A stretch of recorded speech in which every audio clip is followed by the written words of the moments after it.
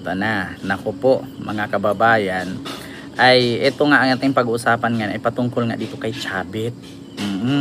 Ma'am Rosana Ragudo, hello po, and kay Moonlight, ay mag-shoutout po. Ito po yung nangyari, mga kababayan.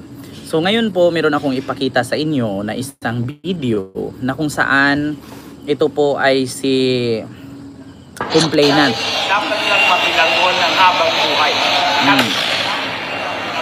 Habang buhay. So, lalo na nung panahon ni Duterte. Magkakabuat po sila. Ngayon lang po kami nagkaroon ng pagkakataon na iduro itong mga kaso nito kasi alam namin si Presidente Bongbong Marcos ay siyang may gusto na lahat ng masasamang tao ay mabigyan ng sapat na parusa at siya. Kita ninyo? Kita ninyo, mga kababayan, ito po ay naturang complainant, isang abogado po ito na nag-file ng kaso kanina lang, or actually kahapon yata or kanina, no, sa laban kay Manong Chavit Singson nga na isang plunder case. Kaugnay po ito sa sabuatan daw nila ni Duterte, ni Digong. Alam naman po natin si Digong, hindi na natin kailangan ipakulong yan kasi nakulong na po, 'di ba? Nakulong na, hindi na makauwi, mamamatay na doon, uuwi na ng Pilipinas, kabaong na, o di kaya abo na siya. So wala nang problema yan, si Chabit na lang. Nako, ito nga ang masasabi ko, kahit gaano kakadaming pera, kung kaso na talaga ang haharap sa'yo, good luck na lang, Manong. Nako po, ito na nga. Kaya nga, sa totoo lang mga kababayan, putak ng putak kasi. Ayan, yan. Kaya, kadalasan naman mga kababayan sa kasabihan nga na kung sino yung putak ng putak, siya yung nangingitlog. Diba? Sino yung putak ng putak, siya yung nangingitlog. Gaya naman pala. So, bukod dyan, ito ha mga kababayan. Meron pang isa dito. Saan na ba yun? Diyos mio Marimar. Ito po.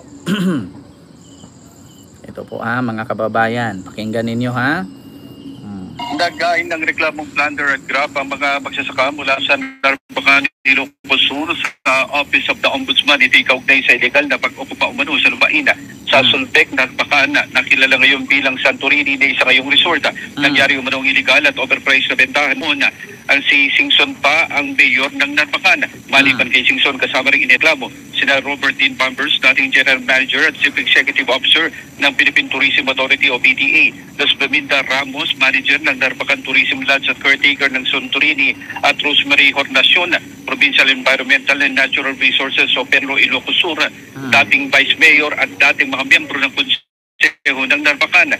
Sa reklamo na inihain ni Atty. Estelita Cordero, Legal Counsel ng Warrior Team Narbacan, nagsabuatan naman ng mga respondent at Tilok Munisipalidad ng Narbacan sa pagbibenta ng 99,974 square meter na lupain. Overpriced din naman ang pagbibenta sa lupain. Naabot sa 149 million pesos. Ang totoong halaga nito ay nasa 49 million pesos batay sa zonal value. Batay sa reklamo, si Singson Umano ang nagpasimula at nagdegosasyon sa pagbili sa lupain, habang kasabwat naman ang konseho. Kasunod ito, hiniling ng mga complainants na ipawalang bisa ang bentahan ng lupain at ibain ang mga struktura sa resort. Nako, ayun pala mga itong lupa pa lang ito ay ginawang private resort ni Chabit, no, na tinayuan niya ng, kung nakita ninyo yung Santorini, yung parang Greece, no, parang mga istruktura sa Greece, yung mga blue ang bubong tapos puti ang simento, yung parang cubes na mga istruktura, ay ito po itinayo doon. Ngunit ito po ay kasabwat nga daw ni Chabit di umano ang konseho na binili niya para tayuan ng private resort. Ang problema mga kababayan ay nagreklamo nga di umano itong mga nandoon, yung mga magsasaka. Nako, ayun na nga.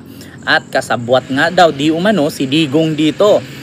Dapat nga kasali si Digong, kaso hindi na nila pwedeng makasuhan si Digong kasi nakakulong naman na. Wala nang, kahit man kasuhan mo yan, kahit pa tadtarin mo ng kaso yan, kulong na yan. So si Chabit ngayon, naku po, patay mga kababayan. Ito na nga ang sinasabi ng kapalaran na ang karma talaga, grabe.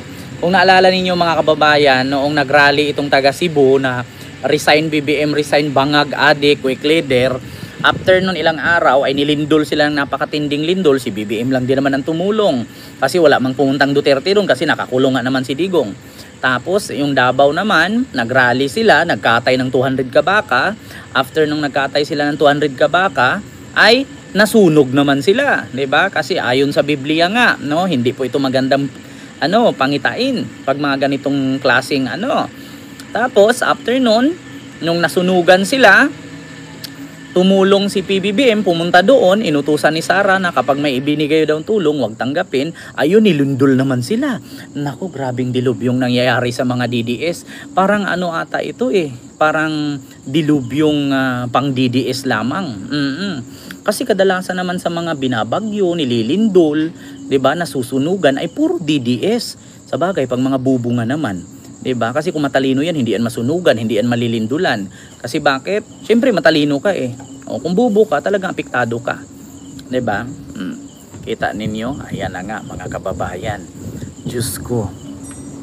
Parang Tourism Authority o PTA. Thus, Dominda Ramos, manager ng Narvacan Tourism Lodge at caretaker ng Santorini at Rosemary Hornacion, Provincial Environmental and Natural Resources o Penlo Ilocos Sur, dating Vice Mayor at dating mga miyembro ng Konseho ng Narvacan. Sa reklamo na inihain ni Atty. Estelita Cordero, Legal Counsel ng Warrior Team Narvacan, nagsabuatan naman ng mga respondent at Tilog Municipalidad ng Narvacan sa pagbibenta ng 99,974 square meter na lupain. Overpriced din naman ang pagbibenta sa lupain na aabot sa 149 million pesos. Itong halaga nito ay nasa 49 million pesos batay sa zonal value. Batay sa reklamo, si Singson Umano ang nagpasimula at nagdegosasyon sa pagbili sa lupain. Habang kasabot naman ang konseho, kasunod nito hiniling ng mga complainants na ipawalang bisa ang bentahan ng lupain at ibain ang mga estruktura sa resort. Nako. Ayan na nga mga kababayan. So, ayun mga kababayan, tanungin ko po kayo, ano pong masasabi ninyo? Ano pong maging reaksyon ninyo? 'Di ba? Ano pong pagbobo, walang alam kaya nasunugan at nalindol. 'Di ba? Bien 5078 hello po. Ano pong maging reaksyon ninyo mga kababayan? Totoo po ba kaya itong mga final nilang kaso? Actually ito bigyan ko po kayo ng reaksyon. Ako po magbigay po ako ng opinion dito sa naturang pangyayari. Ngayon, marami po kasing nagtatanong mga kababayan. Maraming nagtatanong dito sa kasong ito, bakit ngayon lang daw may nag-file ng ganyan na kung saan matagal na daw panahon na nangyari. Kasi ganito po yan mga kababayan. Kilala po natin si Chavit kung gaano po katapang yan. Ngayon, kapag alam naman po natin na kapag may bumangga po niyan, talagang tatargetin ka niyan. Talagang malayo lang isang taon sa'yo, tumba ka. Lalong-lalo na ito. Mga magsasaka lang naman, mga mahihirap, wala namang pera, wala namang kaya. Hindi katulad kay Chavit na bilyonaryo. So, kung ikaw lang naman, di hamak na magsasaka, kakalabanin mo siya, hindi ka ba matatakot? 'Di ba? Kaya po sila nanahimik kasi natatakot. Ngayon po kasi mga kababayan, hindi na po sila natahimik, hindi na po sila natatakot kasi alam po nila na meron ng hustisya kay Boying Rimulya. Nako po. Hindi, actually mga kababayan, hindi po talaga sila makapag-file ng kaso noon nung nasa power pa si Chavit. Kasi bakit? Unang-una, si Digong ang presidente, malakas si Chavit. 'Di ba? Siya ang batas. Oo, mayor siya noon Congressman, governor, mayor, kung ano-ano pang mga kamag-anak niya, lahat nasa pwesto. Sige, try mong kalabanin kung mananalo ka. Hindi talaga. Ngayon mga kababayan, at lalong-lalo na pag dinala mo sa DOJ yan, wala ka rin kapasok-pasok. Kasi bakit? Ang DOJ po ay hawak ni Digong. Tapos ihatid mo yan sa ombudsman. Ang ombudsman si Martires, hawak din ni Digong. So, paano kang madaman lalaban? Ngayon, ang wala na yung mga tao ni Digong, iba na ang namumuno dyan. Iba na ang umupo dyan. Ngayon, ito na ang lakas na ng loob nito ni Attorney Contero. Ayan, si Attorney Contero, mga kababayan, malakas na yung loob niya na nag-file ng kasong plunder. Ito nga ang comment mga kababayan, kaya naman pala galit siya. Oo, sabi ni Clint, kaya naman pala galit si Manong kasi sabit pala siya sa ombudsman. Ayan, sa ombudsman diretso kasi baka daw sa korte ay masasabit pa. Hay nako, silent martial law na talaga. Hindi po siya silent martial law yan, Rafi. Bakit? Sa panahon ni Digong ang silent martial law. Bakit? Bakit ko nasabi sa panahon ni Duterte ang silent martial law? Saan ka nakakita? Pag nakakita kang nagshabu, papatayin ka agad. Kahit saan sa Republic Act ng Pilipinas, wala pong nakalagay na kapag nagdroga ka, papatayin ka diretsyo.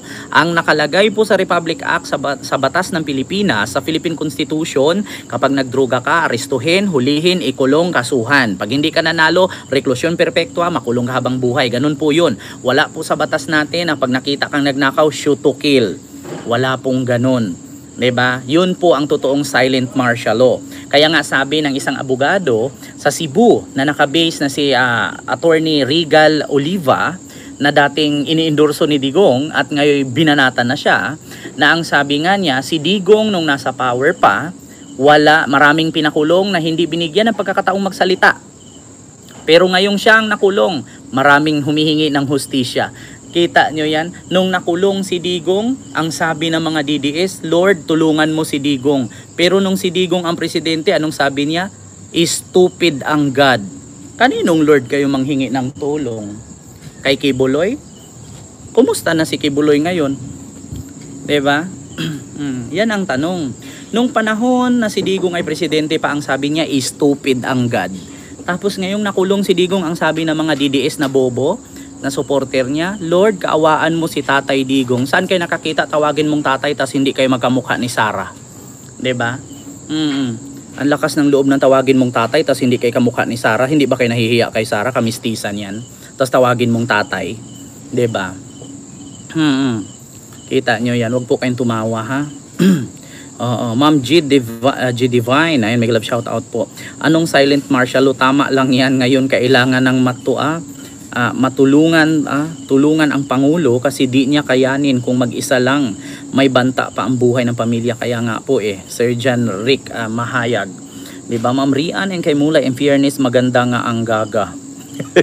Maganda naman talaga si Sarah, German yan kaso nga lang may pagkabobo. Huwag po kayo, totoo po yan huwag po kayo magalit sa akin, diba? Lord, justice will prevail. Ayan sabi, let's wait. Wristback ni Chabit. Wala nang wristback yan si Chabit, Diyos ko. Sabi nga ni Chabit, kung ikulong nyo man ako, okay lang, matanda naman na ako. Di magsama, dapat kayo ni Digong doon para reunion kayo.